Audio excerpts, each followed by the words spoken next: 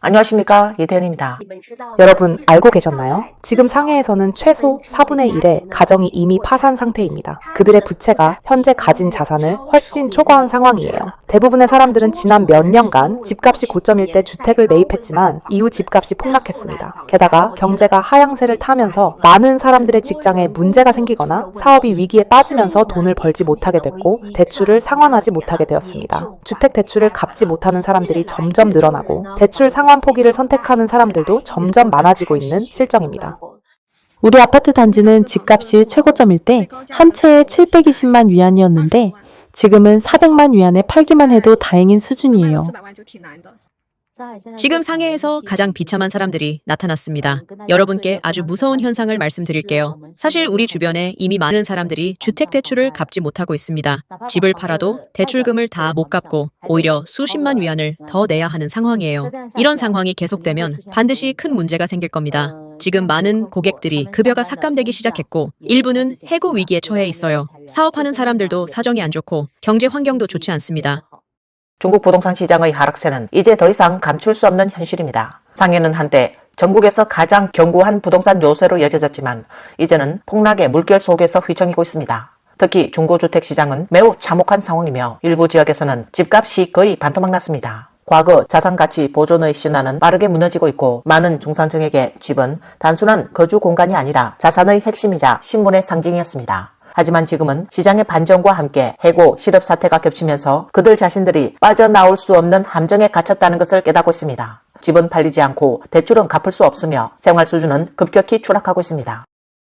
미낭 지금 집값이 이렇게 심하게 떨어졌나요? 오늘 아침에 진짜 화가 나서 쓰러질 뻔했어요. 저는 2015년에 460만 위안을 주고 원룸 아파트를 샀어요. 당시 제곱미터당 가격이 8만 위안 정도였죠. 그때는 집값이 계속 오를 거라고 생각했어요. 실제로 저희가 구매를 2달 늦췄더니 10만 위안이 올라 있었거든요. 그런데 지난 2년 동안 아무것도 안 했는데 그냥 200만 위안을 손해봤어요. 오늘 아침에 같은 단지에 사는 한 주민이 그러더라고요. 지금 이 집을 260만 위안에 팔 수 있으면 다행이라고요. 우리 미낭 전체가 이렇게 심하게 떨어진 건가요? 우리 정안신성만 유독 심한 건가요? 우리 단지 말고 여러분 단지도 가격이 떨어졌나요? 그냥 조심스레 여쭤봅니다. 떨어졌나요? 이 블로그는 상해에서 집을 산 지 겨우 반년 만에 실직을 겪으며 순식간에 압박감이 배가 되었다고 합니다. 오늘은 사장님과 면담한 지 3일째 되는 날입니다. 지난 이틀 동안 마음이 착잡하고 뒤숭숭해서 잠도 잘 못 잤습니다. 한편으로는 10년 동안 일했던 회사를 곧 떠나야 한다는 게 슬프고 다른 한편으로는 올해 3월에 모두가 부동산 시장을 부정적으로 보던 시기에 압박을 견디며 상해 외곽에 방 3개짜리 집을 샀습니다. 총 가격은 500만 위안이 넘고 매달 대출만 1만 위안을 갚아야 합니다. 다들 그러더라고요. 우리처럼 외지에서 올라온 실수요자들은 집 사고 나면 처음 5년 동안은 실직하지도 말고 여행도 가지 말고 심지어 쉬지도 말아야 한다고요. 그 말이 정말 뼈저리게 와닿습니다. 저희도 대출 갚기 시작한 지 1년도 안 돼서 회사 사정이 갑자기 안 좋아졌거든요. 너무 안타깝고 참담한 현실이에요.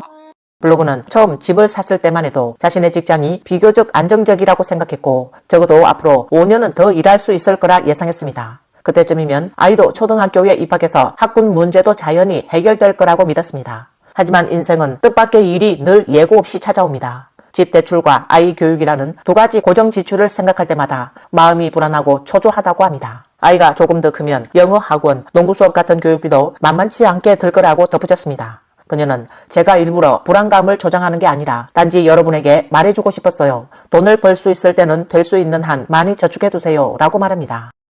우리의 계약금은 다 날아갔어요. 당초 300만 위안 주고 샀던 집인데 위층 이웃은 200만 위안도 안 되는 가격에 샀더라고요. 2년 만에 100만 위안이 그냥 사라진 거죠. 이틀 전 제가 영상 하나 올렸는데 우리가 산 집의 가격이 50만 위안이나 떨어졌다고 했어요. 그 영상에 많은 네티즌들이 댓글을 달았는데 상해에서 당신 지역 집값은 최소 100만 위안은 빠졌을 거다 라고 하더군요. 전에는 믿기 어려웠고 받아들이기도 힘들었어요. 왜냐면 제가 전에 인터넷에서 봤던 매물 가격표를 보면 그렇게까지 떨어지진 않았거든요. 그래서 용기 내서 위층 막 이사 와서 리모델링 중인 새 이웃을 찾아가 확인해봤어요. 결국 혼란스러웠던 마음이 완전히 꺾였습니다. 같은 구조, 같은 면적인 집을 200만 위안도 안 되는 가격에 샀다는 사실을 확인했거든요. 블로그는 이렇게 말했습니다. 이웃과 대화를 나눈 뒤 가슴이 싸늘해졌다고 합니다. 왜냐하면 온라인에 올라온 매물 가격과 실제 거래 가격 차이가 이렇게 클 줄 몰랐기 때문입니다. 불과 2년 사이에 100만 위안이 물거품처럼 사라졌고 마음이 아프지 않다고 하면 거짓말이라고 털어놓았습니다. 그들은 2023년에 상해에서 집을 샀고 그게 인생의 행복한 출발점이 될 줄 알았지만 결국 그 선택은 자산이 급감하는 악몽의 시작이 되어버렸습니다. 누군가는 이렇게 위로하기도 했습니다. 실거주 목적이라면 팔지 않는 이상 손해가 아니야. 하지만 그녀는 집값이 계속 떨어지는 걸 볼 때마다 마음이 저려온다고요 라고 말합니다. 또 다른 사람은 아직 바닥까지 떨어지기 전이니 지금이라도 팔고 손해를 줄이는 게 낫지 않겠어요 라고 조언합니다. 하지만 냉정한 현실은 지금 같은 시장 상황에서는 그 집을 팔기도 힘들다는 것입니다. 상계에서 지난 3년 동안 집값이 얼마나 떨어졌는지 아세요? 제가 확실하게 말씀드릴 수 있습니다. 시내 중심부인 내환안의 집값은 약 30% 하락했고 중심 외곽인 중환은 약 40%, 도시 외곽인 외환은 거의 50%까지 떨어졌습니다. 이것은 우리가 2020년에 상해에서 320만 위안을 들여 구입한 집입니다. 제곱미터당 가격은 4만 위안이 넘고 면적은 90제곱미터가 안 되는 방 2개 거실 하나의 구조였어요. 주방과 욕실은 독립되어 있었고 집을 살 때 50%인 160만 위안을 계약금으로 내고 나머지 160만 위안은 상업대출 110만, 주택 공적금 대출 50만으로 구성했어요. 월상환금은 대략 9천 위안 정도였죠. 지금은 같은 단지, 같은 구조의 집이 부동산 중개소에서 250만 위안에 올라와 있더라고요. 그때 산 가격과 비교하면 70만 위안 손해 본 셈입니다. 블로그는 담담하면서도 씁쓸하게 우리 80년대생, 90년대생은 부동산의 호갱이 된 것 같아요. 몇 년만 늦게 집을 샀어도 같은 돈으로 더 넓고 더 좋은 집을 살 수 있었을 텐데 지금은 집을 바꾸는 일조차 또 하나의 걱정거리가 되어버렸습니다. 라고 말했습니다. 그는 물론 집값 하락으로 손해를 보긴 했지만 그래도 상해에 우리 가족만의 집이 생겼다는 사실만큼은 작은 위안이 됩니다. 아이도 이사 걱정 없이 한 곳에서 안정적으로 지낼 수 있고 낯선 대도시 한복판에서도 우리 가족이 켤 수 있는 작은 불빛 하나가 생겼다는 점이 삶에 최소한의 안정감을 주는 것 같아요 라고 덧붙였습니다. 이 말에는 자산 가치의 상실과 생활 안정 사이에서 갈등하는 중국 80년대, 90년대 세대의 복잡한 심경이 그대로 담겨 있습니다. 실업 자체가 무서운 건 아니에요. 정말 무서운 건 집을 막 사고 나서 실업을 당하는 거죠. 작년 3월에 남편이랑 저랑 상해 외곽에 있는 오래된 집을 350만 위안 주고 샀어요. 그리고 8월에 인테리어를 겨우 끝내고 새 집에 입주한 지 얼마 안 됐는데 회사에서 정리해고 통보를 받았어요. 그 뒤로 지금까지도 일자리를 못 구하고 있고요. 집을 처음 샀을 땐 이제 우리도 드디어 집이 생겼구나 하면서 설렘으로 가득 차 있었거든요. 그런데 현실이 이렇게 빨리 뒤통수를 칠 줄은 정말 몰랐어요. 밖에 빚도 많고 대출만 해도 100만 위안이 넘어서 매달 주택대출 상환금만 1만 위안 넘게 나간다고 생각하니 너무 불안해요. 지금은 남편 월급이 거의 전부 빚 갚는 데 들어가고 다행히 공적금에 있던 돈으로 당장의 대출 상환금은 겨우 내고 있는 상황이에요. 블로그는 예전에는 돈을 물 쓰듯이 써서 며칠 간격으로 온라인 쇼핑을 하곤 했습니다. 하지만 지금은 소비 수준을 낮춰야 해서 일상 지출도 하나하나 꼼꼼히 계산해야 합니다. 그럼에도 불구하고 그녀는 언젠가 먹구름이 거치고 전환점이 올 것이라 자신을 위로하고 있습니다. 8년 전에 상해에서 집을 샀는데 가격이 무려 3분의 2나 떨어졌습니다. 우리는 2017년 5월 곧 태어날 아기의 상해 후적 등록을 위해 이리저리 끌어모은 60만 위안의 자금을 가지고 상해 가정구 외강진에 총가격 150만 위안, 60제곱미터도 안 되는 작은 집을 샀습니다. 집의 실제 거래가는 약 145만 위안이었고 세금과 중개 수수료까지 포함하면 150만 위안을 넘었습니다. 이 집을 작년에 80만 위안에 팔았는데 올해 부동산 앱을 보니 매물로 나온 가격이 겨우 62만 위안이더라고요. 블로그는 깊은 한숨과 함께 집을 팔면서 직접 손해만 70만 위안을 받고 여기에 6년이 넘는 이자 비용까지 더하면 전체 손실은 100만 위안을 육박한다고 토로했습니다. 그는 이어서 시대의 모래 하늘이 개인의 머리 위에 떨어지면 그것은 곧 하나의 거대한 산이다 라고 덧붙이며 현실의 무게를 표현했습니다. 한 실직한 동료가 주택대출 상환을 포기했다는 이야기를 오늘 아침에서야 들었습니다. 그는 우리 회사의 두 번째 구조조정 때 해고되었고 예전에 직업도 괜찮고 수입도 높아서 집을 샀는데 그때 가격도 만만치 않았다고 했습니다. 제가 기억하기로는 그가 말하길 초기 자금으로 60만 위안을 냈고 대출은 140만 위안이었다고 합니다. 매달 상환금은 8천 위안이 넘는다고 했었죠. 블로그는 과거 안정적인 삶을 살던 동료들이 하나둘씩 어려움 속으로 추락하는 모습을 지켜보며 마음속에 깊은 안타까움이 쌓여갔다고 합니다. 집은 한때 그가 성실히 일해온 노력의 상징이었지만 이제는 오히려 무거운 짐이 되어버렸습니다. 실업은 단순히 소득이 끊기는 문제를 넘어 삶의 질서 자체가 무너지는 일을 의미한다고 그는 말했습니다. 이 블로그는 2020년 주택 한 채를 300만 위안에 매입했지만 현재 이 집은 200만 위안에나 팔 수 있는 상황이라고 밝혔습니다. 불과 5년 만에 100만 위안의 손실을 본 셈입니다. 며칠 전에 제 남동생이 저한테 이런 얘기를 했어요. 지금 이 집이 아직 200만 위안에 팔릴 수 있을 때 그냥 팔고 한동안은 전세 살다가 나중에 집값 더 내려가면 엘리베이터 있는 집으로 바꾸는 게 어때 하고요. 제가 사는 집은 6층인데 엘리베이터가 없거든요. 그래서 올라오는 것도 꽤 힘들어요. 솔직히 생각해보면 나중에 나이 들면 저희도 결국 엘리베이터 있는 집으로 이사하게 되겠죠. 제 속마음은요. 지금 이 집 팔고 아이 데리고 경쟁 덜한 신장 같은 곳에서 조용히 살고 싶어요. 애 키우는 것도 사는 것도 조금은 느긋하게요. 그런데 남편이 절대 안 된대요. 이 집은 팔 수 없대요. 자기한텐 이 집이 뿌리 같은 존재라나요. 오늘 정말 가슴 아픈 영상을 하나 봤어요. 한 고객이 부동산 상담사에게 상담을 받는 장면이었는데요. 그는 말하길 2021년에 700만 위안을 대출받아 상해 시내에 1200만 위안짜리 아파트를 아들 결혼용으로 샀다고 했어요. 아들은 유학까지 다녀온 꽤나 우수한 청년이었고 본인과 아내도 직장이 괜찮고 수입도 나쁘지 않아서 집값이 더 오를 거라 생각하고 자신감 있게 매입했다고 합니다. 그리고 2022년에는 손자가 태어나 정말 기쁘다고 합니다.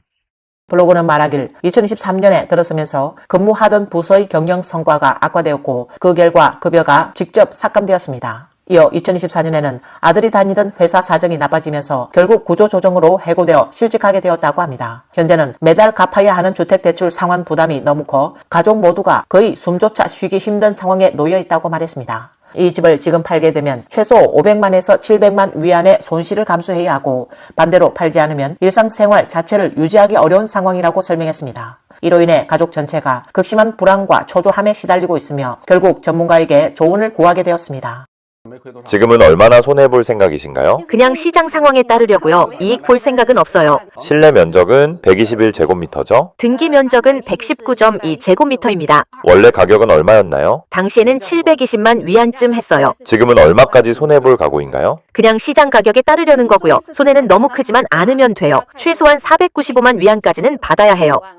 저요. 새 직장을 구하지도 않은 채 그냥 회사를 그만뒀어요. 상해에서 200만 위안 주택 대출을 안고 있습니다. 한 3개월 정도 정말 많이 고민했어요. 그러다 결국 퇴사를 결심했습니다. 어제는 회사에 가서 퇴직 수속을 마무리했고 다행히 오늘은 새 회사에 입사하게 됐어요. 하루도 못 쉬고 바로 연결된 셈이죠. 전에는 인터넷 회사에서 영업 일을 했거든요. 근데 이게 수입이 안정적이지가 않아요. 거의 실적 수당에 의존해야 해서요. 실적 좋을 땐 한 달에 2에서 3만 위안까지 벌기도 해요. 근데 안 좋을 땐 밤늦게까지 야근하고 죽어라 일해도 몇천 위안 밖에 못 벌 때도 있어요. 이 블로그는 올해 회사가 사업 구조 전환에 나서면서 자신의 업무 난이도가 예전보다 한층 더 높아졌다고 합니다. 그녀는 3개월 동안 버텨보려 했었지만 끝내 뚜렷한 호전은 보지 못했다고 털어놓았습니다. 그녀는 솔직한 심정을 이렇게 밝혔습니다. 가족을 부양해야 하고 주택대출까지 짊어진 상황에서는 더 이상 버티기가 어렵다고 판단해 플랫폼을 옮겨 새 회사에서 다시 한번 도전해보기로 결정했다는 것입니다. 새 직장에 합류한 뒤에는 모든 일이 순조롭게 풀려 하루빨리 자리를 잡을 수 있기를 바란다고 말했습니다. 한편 네티즌 재가는 기자에게 자신의 사연을 전했습니다. 그는 2017년 상해에서 220만 위안을 들여 아파트 한 채를 구입했습니다. 그러나 올해 들어 상해에서의 사업이 더 이상 유지되기 어려워졌고 압박이 너무 커서 집을 팔고 호북 고향으로 돌아갈 계획이라고 밝혔습니다. 그는 어제 중개업소에 매물을 내놓았는데 총 가격은 220만 위안 그대로였습니다. 이를 단가로 환산하면 제곱미터당 약 2만 6천 위안 정도입니다.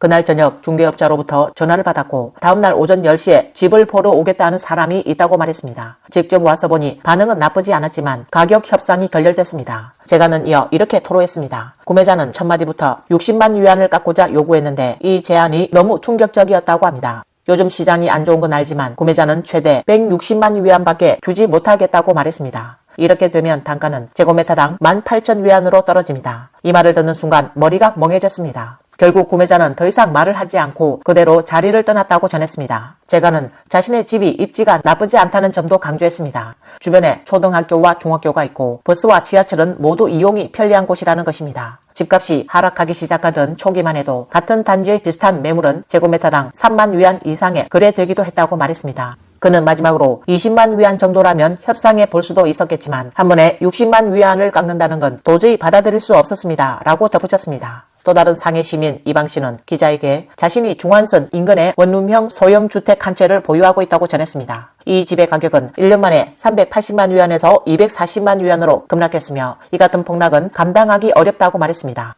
일반 주택뿐만 아니라 고급 주택 시장 역시 예외는 아니었습니다. 부동산 블로그 명월호방은 한 프로그램에서 한때 1억 위안에 육박하던 고급 주택이 현재는 4천 위안대에 거래되며 가격이 거의 반토막 났다고 밝혔습니다. 그는 많은 사람들은 고급 주택은 절대 값이 떨어지지 않는다고 생각하지만 집주인이 급하게 팔아야 하는 상황이 되면 결국 대폭적인 가격 인하 외에는 선택지가 없습니다. 라고 말했습니다. 최근 몇 년간 상해 부동산 시장은 지속적으로 약세를 보이고 있습니다. 집값은 더 이상 버티지 못하고 있고 거래량 역시 눈에 띄게 감소했습니다. 부동산 경기 침체는 주택 구매자들뿐만 아니라 거리의 상점들에도 영향을 미치고 있습니다. 소비 여력이 줄고 유동 인구가 감소하면서 많은 점포들이 영업을 유지하지 못하고 잇따라 문을 닫는 상황이 이어지고 있습니다. 정말 인정할 수밖에 없는 건 상해 사람들은 확실히 돈이 많고 여유롭다는 겁니다. 주말인데도 상점들이 모두 문을 닫고 휴식을 취하고 계시더라고요. 이곳은 구중심에서 불과 1km밖에 떨어지지 않은 곳이며 아파트 단지 바로 인근의 거리 상가인데 말이죠.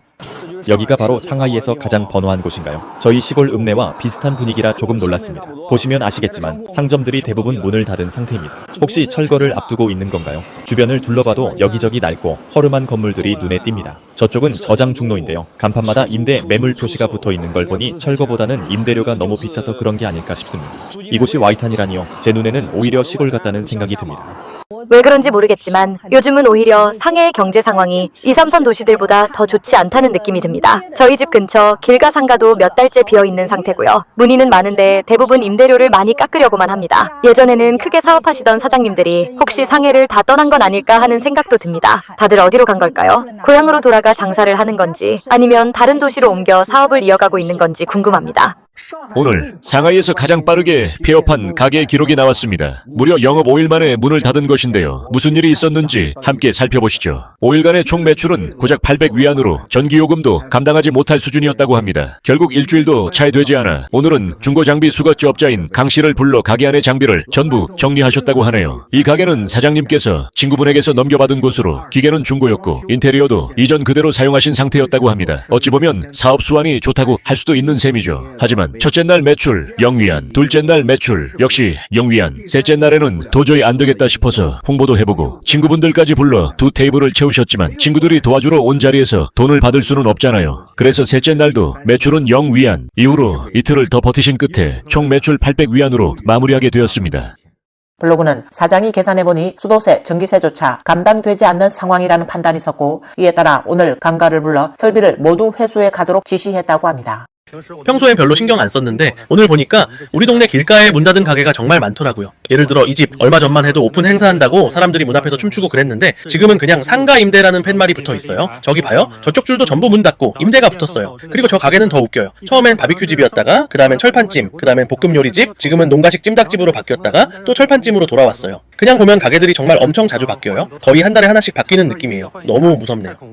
블로그는 이 이발소는 예전에 자신이 회원권까지 끊었던 곳이지만 불과 1년 남짓한 사이에 이미 상호가 여러 차례 바뀌었다고 합니다. 가게 사장도 계속 바뀌었다고 전하며 어느 때는 젊은 청년이 운영하더니 얼마 지나지 않아 중년 남성으로 바뀌었고 그 뒤에는 또다시 젊은 사장으로 교체되었다는 것입니다. 그는 요즘 장사를 이어간다는 것 자체가 너무나 어려운 현실을 실감하고 있다고 말했습니다. 그는 이어서 아래쪽 거리가 불과 200-300m 남짓한 구간에 슈퍼마켓이 7, 8곳이나 몰려있는데 이런 경쟁 환경에서 과연 버틸 수 있겠는가 라고 반문했습니다.